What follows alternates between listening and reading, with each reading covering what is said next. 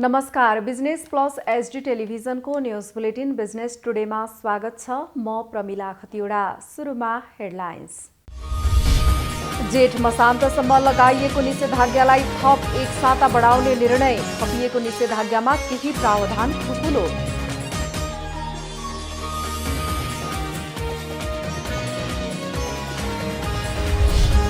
काठमाडौँमा रोकिएको कोरोना विरुद्धको खोप कार्यक्रम सोमबारदेखि पुनः सुरु हुँदै 60 देखि 64 वर्ष उमेर समूहका नागरिकलाई अस्पतालमा भेरोसेल खोप लगाइने महानगरको भनाई। यस वर्ष बाढी तथा पहिरोको जोखिममा बढोत्तरी हुने जल तथा मौसम विज्ञान विभागको पूर्वानुमान। मनसुनको अवधिभर सतर्कता अपनाउन सबैमा आग्रह।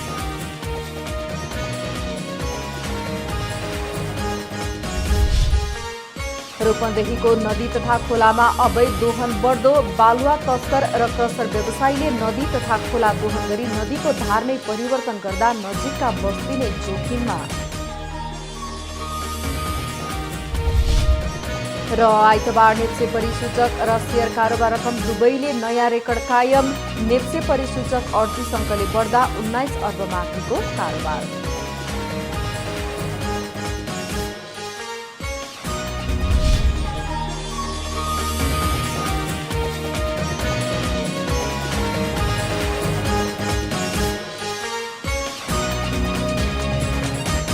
बिजनेस टुडेको सुरुमा उपत्यकामा एक साता निषेधाज्ञा थपिएको सम्बन्धी समाचार।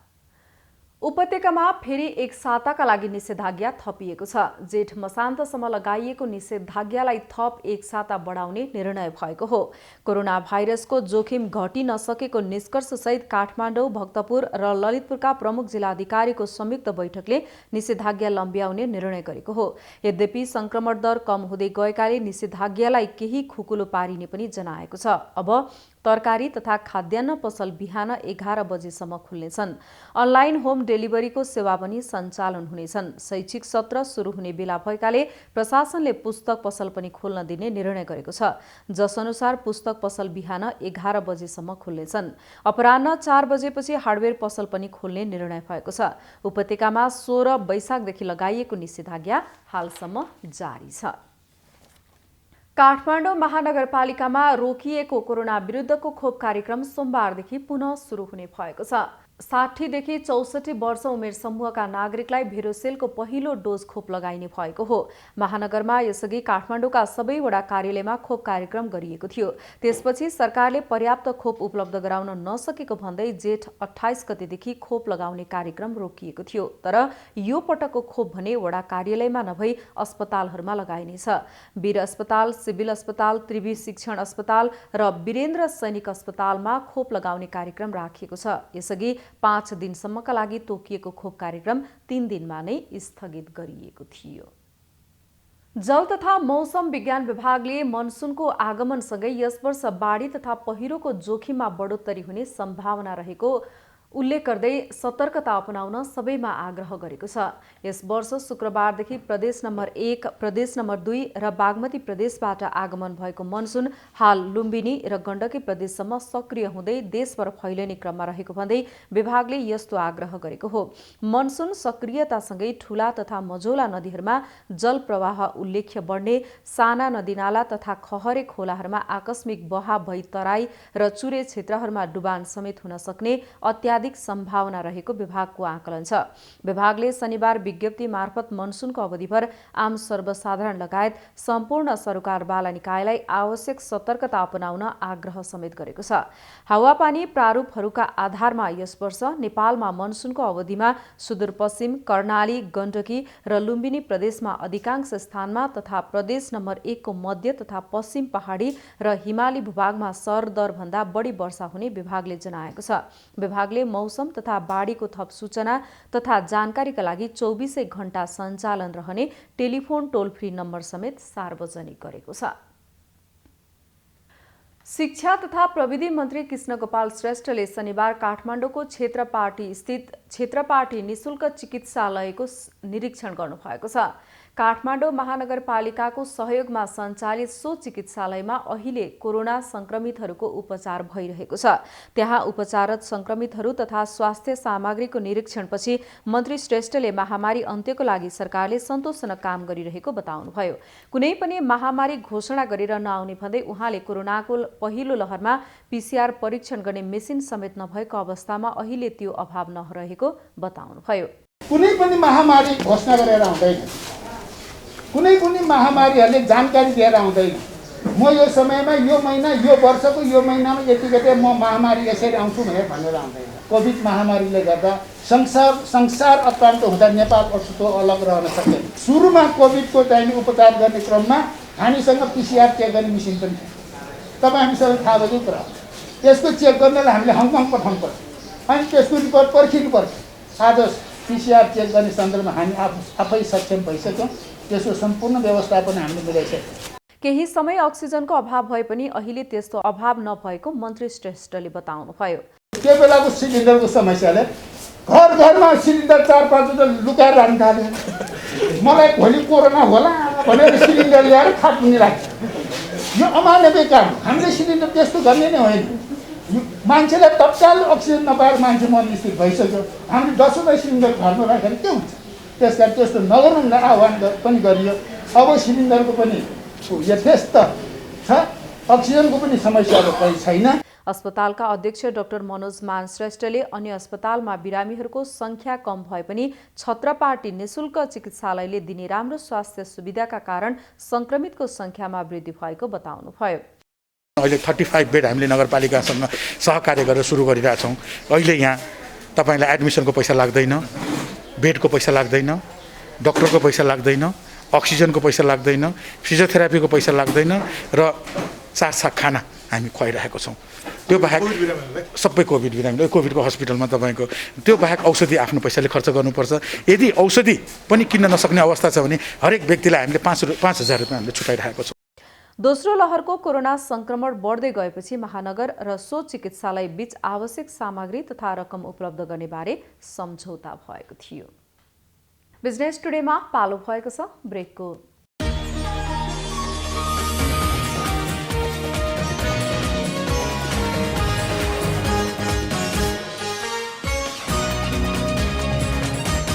बिजनेस टुडेमा पुनः स्वागत छ। अब बाँकी समाचार। प्राकृतिक स्रोतको अवैध दोहन गर्ने गरी खोला तथा नदीमा डोजर लगाएर बालुवा, रोडा, ढुङ्गा निकाल्न पाइँदैन। तर रूपन्देहीका नदी तथा खोलामा अवैध दोहन भइरहेको छ। बालुवा तस्कर र क्रसर व्यवसायीले नदी तथा खोला दोहन गरी नदीको धार नै परिवर्तन गरेका छन्। कतिपय ठाउँमा खोला तथा नदी नै भासिदा नजिकका बस्ती नै जोखिममा परेको छ। गत वर्ष जस्तै यस वर्ष पनि बुटोल उपमहानगरपालिका 11 प्रगति नगर बस्ती नजिकै धमाधम नदी उत्खनन भइरहेको छ। मापदण्ड विपरीत डोजर सहितका हेभी यन्त्र प्रयोग गर्दै अवैध दोहन हुँदै आएको छ। नदी र खोलामा पछिल्ला दिनहरूमा डोजर, स्काइभेटरले नदीजन्य पदार्थ निकाल्ने, टिफर र ट्र्याक्टरले ओसारेको दृश्य देख्न सकिन्छ। मापदण्ड र वातावरणीय प्रभाव मूल्याङ्कन बिना नै उत्खनन हुँदा बस्ती र नदी नै जोखिममा परेको छ। खोलाका डिलमा मेरो भर परेको हुनाले कुनै पार्टी, कुनै संस्था कुनैले हेरेन। अब त हामीले थोरै बालु उठाएका मान्छेहरूलाई त बरु रोक्का गरेको थियो। ठुल्ठुला प्रोजेक्टहरू ल्याम भन्छन्, खोलाको सोर्याम। ठुल्ठुला नेताहरूलाई भन्दाखेरि हामीलाई तपाईँलाई गरिदिन्छौँ भन्छन् माथि ऊ पारी आफ्नोतिर गरिसके हाम्रोतिर कसैले पनि हुँदैन भन्दाखेरि गराइन्छ माथि भनेछन्। खै कसलाई भनेर के हुन्छ र हामीले त खै धेरै पिँढीमा पर्यो। यस गिटी बाला उठाउने विषयमा हामीलाई विशेष गरी यस क्षेत्रका उपभोक्ताहरूलाई कुनै जानकारी नदिइकन सिधै नगरबाट बाहिर गएर उठाउने प्रक्रिया भइरहेको छ। यसलाई चाहिँ यसभन्दा पहिला यहाँका समाजसेवीहरू केही जनताहरू चाहिँ गएर हामीले चाहिँ केही कुराहरू राखेका थियौँ। कुराहरू राखिसकेपछि 2 दिनसम्म चाहिँ यसो रोक्ने काम गऱ्यौँ। त्यसपछि फेरि चाहिँ लगतै माथिल्लो तहबाट माथिबाट आएको हुनाले हामी चाहिँ यसलाई रोक्न सक्दैनौँ भन्ने हिसाबले उनीहरूले यसरी चाहिँ कन्टिन्यू रूपमा चाहिँ आज धेरै दिन भइसक्यो कन्टिन्यू रूपमा लगिरहेको छ। यहाँ चाहिँ अब कस्तो भइरहेछ भन्नु छ भने अब यो चाहिँ पोहोर साल परार साल यो यिनीहरूको चाहिँ अहिले नयाँ सरकार आइसकेपछि प्रत्येक वर्ष पटक पटक चाहिँ यो चाहिँ यो चुरेको चाहिँ यो चाहिँ खरे खोलाहरूमा जस्तै यो तिनौको नदीमा जस्तै हाम्रो अन्तखरेमा त के भयो त थाहा भएन यो चाहिँ सधैँ प्रत्येक वर्ष चाहिँ दोहन भइरहेको छ। अब यसलाई चाहिँ विकासको निर्माणमा विकासको चाहिँ बहुराष्ट्रिय योजनाहरू भनेर चाहिँ पोहोर चाहिँ अर्को 3 वर्षसम्म त्यसरी लिएर गयो। अहिले पनि यसरी लिएर गएको छ कि तलबाट सुरु गरेको अहिले यहाँसम्म इम्प्लिमेन्ट पार्यो। अब के छ भने खोलाको लेयर चाहिँ यदि तल गएपछि यसले बस्तीमा हानिरहेको छ। पोहोर साल हान्यो पोहोर साल हान्यो हानिरहेछ झारिरहेछ। यो ढिक बन्यो अहिले खोलाको करेन्ट आउँछ करेन्टले सिधै चाहिँ बस्तीमा घुस्छ। त्यसले गर्दा बस्ती चाहिँ धेरै जोखिममा छ। राष्ट्रिय गौरवका आयोजना र विकास निर्माणका काम सञ्चालन गर्न नदीजन्य पदार्थको आवश्यकता पर्दछ। जेठ महिनामा तिनाउ र दानव नदीमा ठेक्का खुलेपछि दोहन सुरु भएको हो। स्थानीय सरकारले ठेक्का प्रक्रियाबाट नदीजन्य पदार्थ निकासीको लागि अनुमति दिने गरेका छन्। जेठ मसान्तसम्म नदीजन्य पदार्थ उत्खनन गर्न पाइने हुँदा समय सकिन लाग्दा चरम दोहन बढ्दै गएको हो। यो हामीलाई थाहा छैन, कमसेकम यहाँ उठाउँछ र यहाँको व्यवस्था गरिदिन्छ भनेर त्यो पनि यहाँ केही पनि थाहा भएन। यो उठाउन लाएँ त्यसपछि मैले सोधेँ सर के हो यो कसले उठायो भनेको यो नगरपालिकाले उठाउन लगाएछ मलाई पनि थाहा छैन सर। अनि सर यहाँ बस्ती त जान लागेको जाली लगाउने कि नलगाउने भन्ने कुरा यहाँ त जनताले मलाई घेर्न थाले। टोल संस्थाको नाताले मलाई घेर्छ। मैले तपाईँलाई भन्दाखेरि उहाँले के भन्नुभयो ठिक छ मैले कुरा गरिरहेको छु। हिजो फेरि मैले फोन गरेँ सर यहाँ नजिकै उठाए के गर्ने यो उठाएर लैरहेछ हामीले जाली लगाउँदाखेरि ढुङ्गा कहाँबाट ल्याउनु भन्दाखेरि त्यसो भए त्यस्तो हो भने त त्यहाँ रोकाइदिनु न भन्ने कुरा गर्नु हो। मैले रोकाउन पनि यहाँ रोकाउन खोजेको रोक्यो एकछिन रोक्यो त्यसपछि फेरि हामी उता जाँदाखेरि फेरि निकाल्न थाल्यो। तिलोत्तमा नगरपालिकाको डिङ्गर नगर, मरघाट, हरिहरपुर र बुटोलको रङ्गशाला नजिक मोतीपुर क्षेत्र लगायतमा 5 देखि 2 दर्जन बढी डोजर र स्काइभेटरले ढुङ्गा, गिट्टी र बालुवा नियमित निकाल्ने गरेका छन्। उपमहानगरपालिकाले भने उत्खननको लागि अनुमति दिएका स्थानीयहरूमा अनुगमन गरेको दावी गरेको छ। जहाँसम्म चाहिँ बस्ती नजिक रहेका दाजुभाइ दिदीबहिनीहरूले त्यो बस्तीको नदीको बहाव आफूतिर आउँदा आफूलाई उठाएर हुन्छ भन्ने कुरा स्वाभाविकै हो। त्यसका लागि जनताको तटबन्ध, सिँचाइ, बुटोल उपमहानगरपालिका तीनटै तहका इन्जिनियरहरूको कार्यदल बनाएर त्यसको प्राविधिक रिपोर्ट सहित हाम्रा कामहरू अगाडि बढेका छन्। त्यसले गर्दा त्यहाँ कुनै कमी कमजोरी भएको छ भने तपाईहरूले पनि निश्चित ठाउँ नै तोकेर जानकारी गराइदिन सक्नुहुन्छ।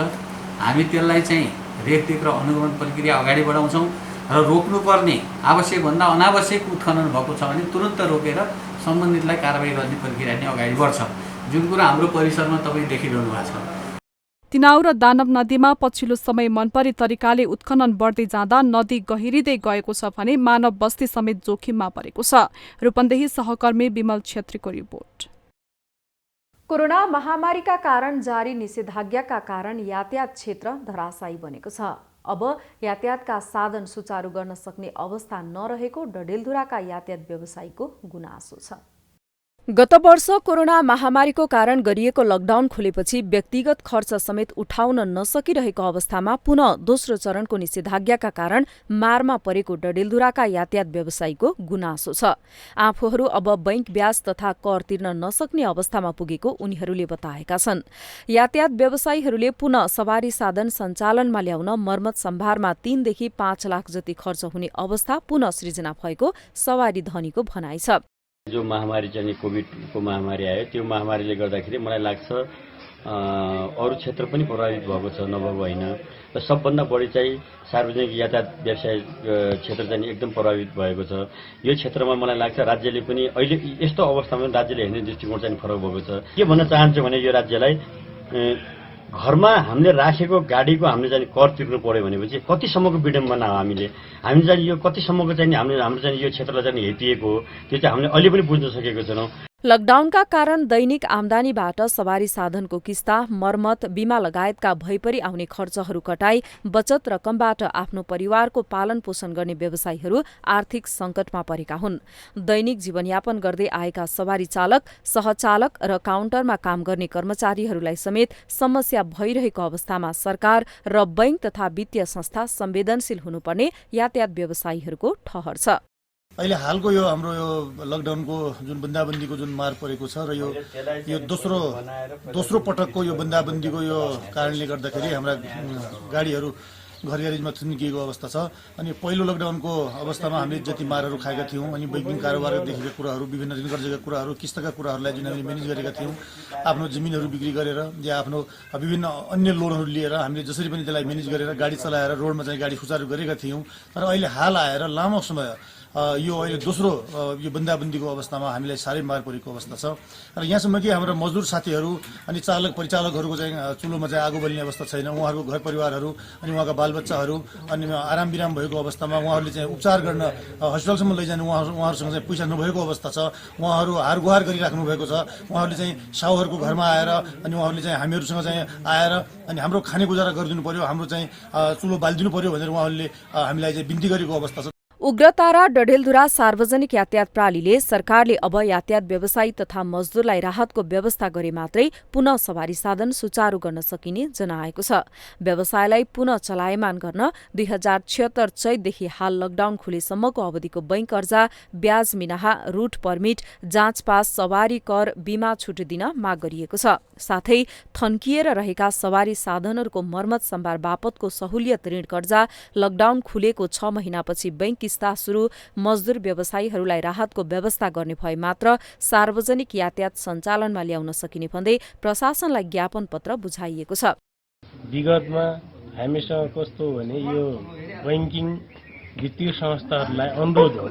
यो अनुरोधले गर्दाखेरि हामीले विगतमा आफ्नो नर्मल्ली जति बेला हामीले गाडी चलाएका थियौँ त्यति बेला हामीले मजासँग आफ्नो किस्ता, ब्याज र मजदुरहरूलाई पनि राम्रैसँग पालन पोषण गरेर स्वरोजगार हामीले गर्दै आएको थियौँ। व्यवसायीले गत वर्षको लकडाउन पश्चात कुनै पनि सुविधा नपाएको र उक्त अवधिको बैंक ब्याज, ऋण किस्ता समेत तिर्नु परेको गुनासो गरेको छ। डडेलधुरा सहकर्मी विमल जैरीको रिपोर्ट। नेपाल विज्ञापन संघ आनले आइतबारदेखि विज्ञापन सप्ताह मनाएको छ। संघको स्थापना दिवसको अवसरमा आइतबार एड डे मनाइएको छ भने जेठ 30 देखि असार 7 सम्म विज्ञापन सप्ताह मनाइने तयारी भएको छ। यो दिवसको अवसरमा संघले विभिन्न कार्यक्रम गर्ने जनाइएको छ। कोरोना महामारीको जोखिम रहेकाले संघले आइतबार सरकारले तोकेको स्वास्थ्य मापदण्ड पूरा गर्दै रक्तदान कार्यक्रम समेत आयोजना गरेको छ। एड डेको अवसरमा गरिने कार्यक्रमले विज्ञापन सम्बन्धी जानकारी सार्वजनिक गर्न मद्दत पुग्ने संघका अध्यक्ष सोमप्रसाद हितालले जानकारी दिनुभएको छ। बिजनेस टुडेमा पालो भएको छ ब्रेकको।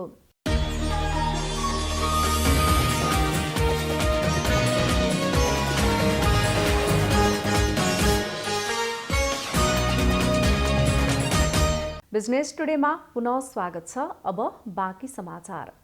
कोरोना संक्रमण तीव्र रूपमा बढिरहेको बेलामा खोटाङका जनप्रतिनिधिहरूको सक्रियता बढेको छ। खोटाङको दिक्तेल, रूपाकोट, मजुवागढी नगरपालिकाका जनप्रतिनिधिहरू कोरोना संक्रमितहरूको उद्धार र कोरोनाबाट ज्यान गुमाएकाहरूलाई घाटसम्म पुर्याएर आफैले दागबत्ती समेत दिँदै आएका छन्। खोटाङको दिक्तेल, रूपाकोट, मजुवागढी नगरपालिकाका जनप्रतिनिधिहरूले कोरोना संक्रमितहरूको उद्धार र कोरोनाबाट ज्यान गुमाएकाहरूलाई घाटसम्म पुर्याएर दागबत्ती समेत आफैले दिँदै आएका छन्। आफूहरूले चुनावको समयमा जनताको हरेक समस्यामा साथ दिने प्रतिबद्धता गरेकोले त्यसलाई पूरा गर्न लागेको जनप्रतिनिधिहरूको भनाइ छ। सहज परिस्थिति र आफूलाई आवश्यकता पर्दा मात्र जनता सामु जाने होइन, जनतालाई अप्ठ्यारो परेको बेला पनि सहयोग गर्नुपर्ने जनप्रतिनिधिहरूको धारणा छ। म चाहिँ यसको विषयमा चाहिँ के भन्न चाहन्छु भने प्रत्येक समाजसेवीहरू, प्रत्येक राजनीतिक साथीहरूलाई सहज हुँदा मात्र जनताको सामु जाने होइन। जब जनतालाई अप्ठ्यारो पर्छ हामीले चाहिँ प्रतिबद्धता जाहेर गरेछौँ, हामी अप्ठ्यारैमै जनताको काम गर्न, समाजसेवा गर्न अगाडि बढेका हौँ भन्ने यदि हो भने अप्ठ्यारै परेको बेला चाहिँ जनतालाई सहयोग गर्नुपर्छ भन्ने म चाहिँ उहाँहरूलाई सबैलाई आग्रह गर्छु। र म के भन्छु भने जसको घरमा सङ्क्रमित छ, जो व्यक्ति सङ्क्रमित हुनुहुन्छ उहाँहरूको घर घरमा गएर समाजसेवा गर्ने, राजनीति गर्ने साथीहरूले चाहिँ उहाँहरूलाई हौसला प्रदान गर्नुपर्छ, उहाँलाई सल्लाह सुझाव दिनुपर्छ, उहाँहरूलाई दूरी मेन्टेन्स गरेर चाहिँ भेट्नुपर्छ भन्ने चाहिँ म उहाँहरू सबैलाई सल्लाह सुझाव दिन्छु। र म पनि यो भोलिका दिनहरूमा पनि जतिसुकै ठुलो अप्ठ्यारो यो कोरोना अथवा कुनै पनि समस्याले चाहिँ समाजलाई अप्ठ्यारो पार्छ भने त्यसमा चाहिँ म डटेर खट्न तयार छु र डटेर खटौँ भन्ने फेरि सबैलाई सन्देश दिन पनि चाहन्छु। म महामारीको समयमा जनप्रतिनिधिहरूको साथ र सहयोगबाट स्थानीयहरू खुसी भएका छन्। महामारीको समयमा आफ्नै ज्यान जोखिममा राखेर जनताको उद्धारमा खटेकोमा स्थानीयवासी हर्षित भएका छन्। अब यो जनप्रतिनिधि भन्ने नै हामीले जनताले चाहिँ आफ्नो अमूल्य मत चाहिँ किन दिएका हुन्छौँ भने जब जनतालाई सङ्कट पर्दछ त्यसमा चाहिँ हामी जनताहरूले चाहिँ केही न केही अपेक्षाहरू राखेका हुन्छौँ। सङ्कटको बेला साथ सहयोग होस् भन्ने त्यस्तै एउटा उदाहरणीय पात्रको रूपमा चाहिँ हाम्रो प्रकाश श्रेष्ठ दाइ उदाउनु भयो। यो कोभिडको सन्दर्भलाई लिएर उहाँले यतिसम्म गर्नुभयो, जब पोजिटिभ भएको बिरामीलाई उहाँ लगायत हामी 500 जनाले चाहिँ बिना सुरक्षा पनि बोकेर हस्पिटलसम्म पुर्यायौँ। जब त्यतिखेर हामीसँग एउटा पिपी सेटसम्म नभएको अवस्था थियो र पछि दाह संस्कार गर्ने क्रममा पनि हामीले त्यस्तै आफ्नो जिम्मेवारीलाई चाहिँ वहन गर्दै प्रकाश श्रेष्ठ दाइले पनि आफ्नो जुन एउटा जनप्रतिनिधिमा देखाउनु पर्ने मानवीयता हो त्यो चाहिँ भरपूर रूपमा देखाउनु भएको छ। यहाँका जनप्रतिनिधिहरूले जस्तै अन्य जनप्रतिनिधिहरूले पनि एक आपसमा हातेमालो गरे मात्रै संक्रमणबाट मुक्त हुन सक्ने स्थानीयको भनाइ छ। तपाईको दिक्तेल रूपाकोट मजगढी नगरपालिका 1 नम्बर वडाका वडा सदस्य तपाईको चाहिँ प्रकाश कुमार श्रेष्ठले धेरै नै तपाईको चाहिँ यो महामारीको उसमा आफ्नो तपाईको चाहिँ जीवलाई जोखिममा राख्दै र सुरक्षा तपाईको चाहिँ अपनाउँदै उहाँले धेरै राम्रो काम गर्नुभएको छ। उहाँहरूप्रति एकदमै तपाईको चाहिँ हामी आभारी छौँ र भविष्यमा पनि तपाईको चाहिँ यस्तै जनप्रतिनिधिको आवश्यकता छ भन्ने हामीले महसुस गरेका छौँ। खोटाङका जनप्रतिनिधिले जस्तै सबै ठाउँमा पनि जनप्रतिनिधिहरूले मतदातालाई यसै गरी साथ सहयोग दिएकोमा कोरोनाको आहतमा पीडितलाई राहत मिल्ने थियो कि? खोटाङ सहकर्मी सञ्जीव राईको रिपोर्ट। कृषकको जीवनस्तर उकास्ने उद्देश्य लिएर मोरङको केराबारी गाउँपालिकामा बोयर जातका बाख्रा वितरण कार्यक्रम सञ्चालनमा ल्याइएको छ। कमजोर आर्थिक स्तर भएका घर परिवारलाई लक्षित गरी कार्यक्रम ल्याइएको हो। कार्यक्रमले किसानको जीवनस्तर उकास्न मद्दत पुग्ने विश्वास लिएको छ।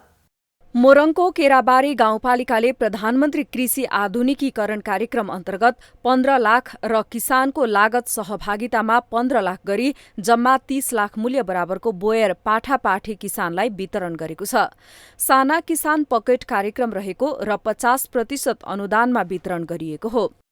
यो कार्यक्रम के हो भने प्रधानमन्त्री कृषि आधुनिकीकरण परियोजना अन्तर्गत साना व्यवसाय पकेट कार्यक्रम हो। यसमा 50% केन्द्रीय बजेट हो भने 50% सुन्धारा कृषि सहकारीको बजेट हो। दुईटै गरेर 30 लाखको कुरा हो।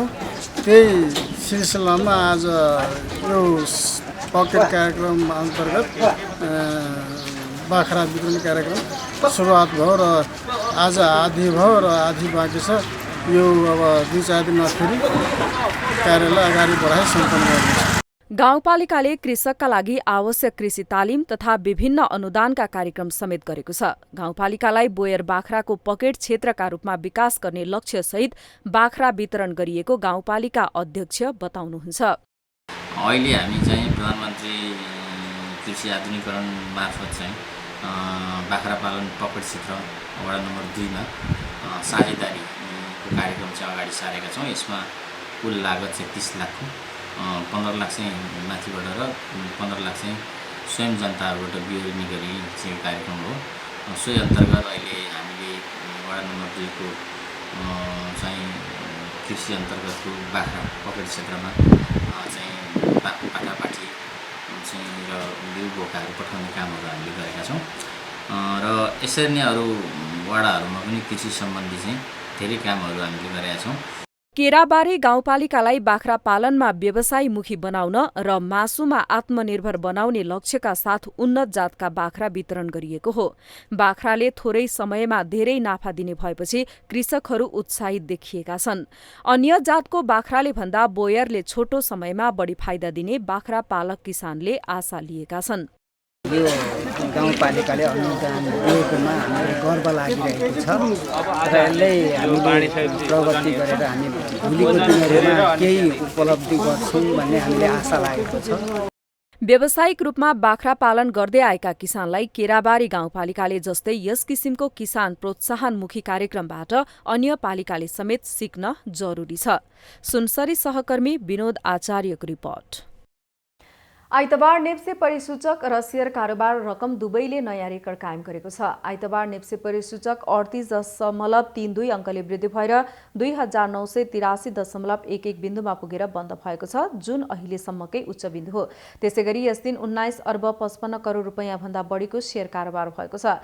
यो नेपाली पुँजी बजारको अहिलेसम्मकै उच्च खरिद बिक्री रकम पनि हो। यसअघि गत साता जेठ 23 गते अहिलेसम्मकै उच्च 17 अर्ब 27 करोड रुपैयाँ भन्दा बढीको शेयर कारोबार भएको थियो।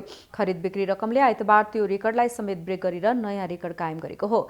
आइतबार 220 कम्पनीको 1,82,430 पटकको कारोबारमा 3 करोड भन्दा बढीको किता शेयर खरिद बिक्री भएको छ। समताको पहिलो कारोबार दिन कारोबारमा आएका 13 उपसमूह मध्ये 7 वटा उपसमूहको सूचक मात्र उकालो लागेका छन्। आइतबार 5 वटा कम्पनीको मूल्यमा सर्किट लागेको छ भने यस दिन खरिद बिक्री रकमका आधारमा 72 करोड 29 लाख रुपैयाँ भन्दा बढी सहित अरुण भ्याली हाइड्रो पावर अग्रस्थानमा रहेको छ। बुलेटिनको अन्त्यमा अहिलेसम्मका हेडलाइन्स। जेठ मसान्तसम्म लगाइएको निषेधाज्ञालाई थप एक साता बढाउने निर्णय। थपिएको निषेधाज्ञामा केही प्रावधान ठुलो।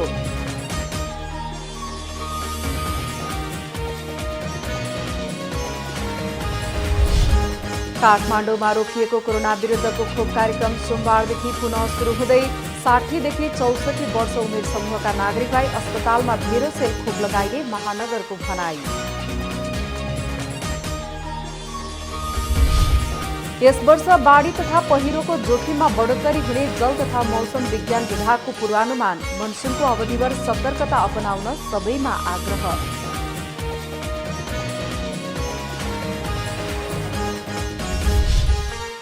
रूपन्देहीको नदी तथा खोलामा अवैध दोहन बढ्दो। बालुवा तस्कर र क्रसर व्यवसायीले नदी तथा खोला दोहन गरी नदीको धार नै परिवर्तन गर्दा नजिकका बस्ती नै जोखिममा।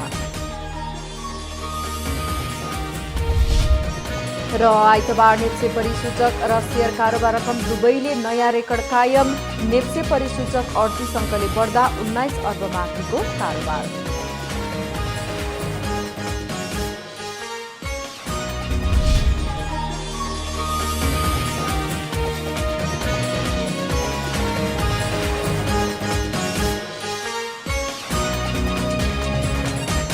बिजनेस टुडे अहिलेलाई यति नै। हेर्दै रहनुहोला business plus HD television. Business plus, business first. नमस्ते।